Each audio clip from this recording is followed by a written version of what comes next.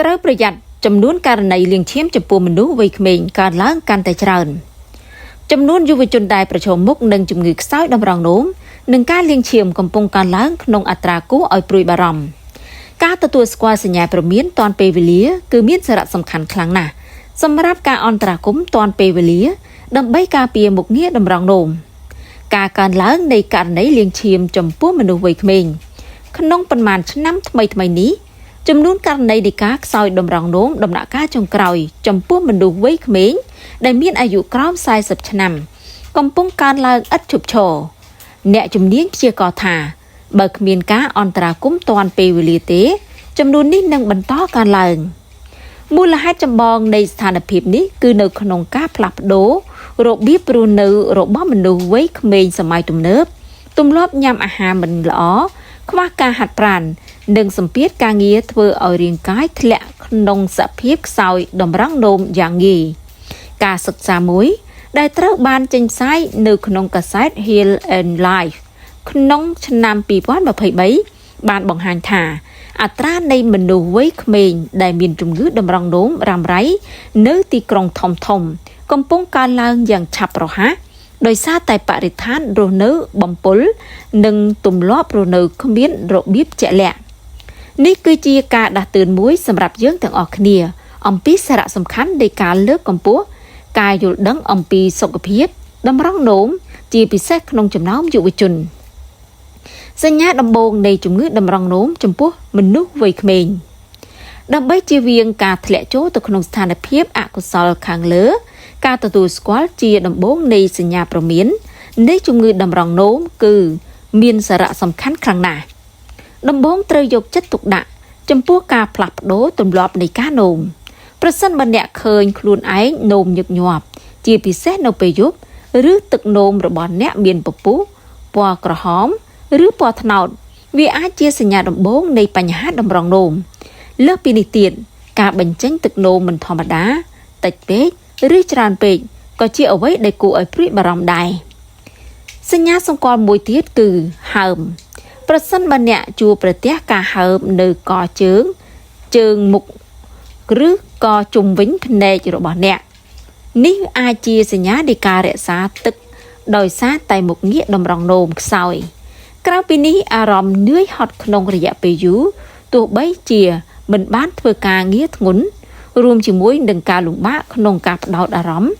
និងកាត់បន្ថយផលិតភាពក៏ជាការព្រមានពីរាងកាយផងដែរ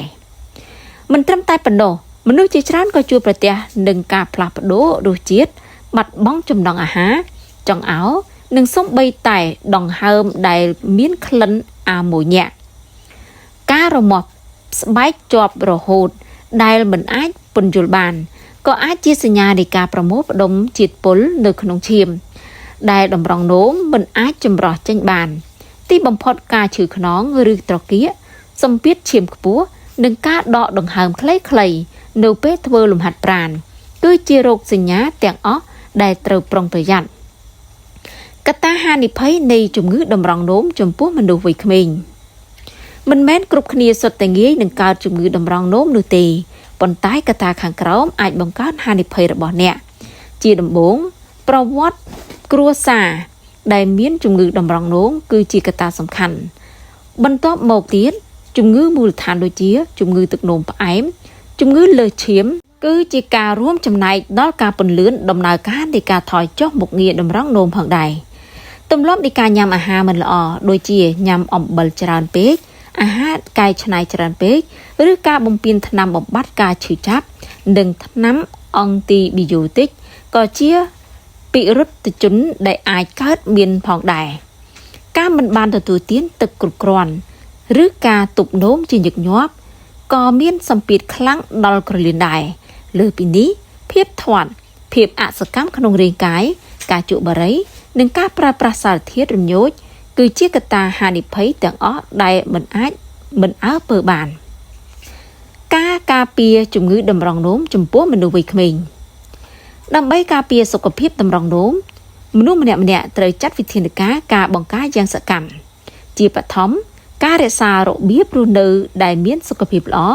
គឺជាតម្រូវការជាមុនញ៉ាំអាហារដែលមានតុល្យភាព កំណត់អំបិលស្ករនិងខ្លាញ់ឆ្អែតក្នុងពេលជាមួយគ្នានេះផឹកទឹកឲ្យបានគ្រប់គ្រាន់ពី2ទៅ2លីត្រកន្លះក្នុងមួយថ្ងៃដើម្បីជួយឲ្យតម្រង់នោមដំណើរការយ៉ាងមានប្រសិទ្ធភាព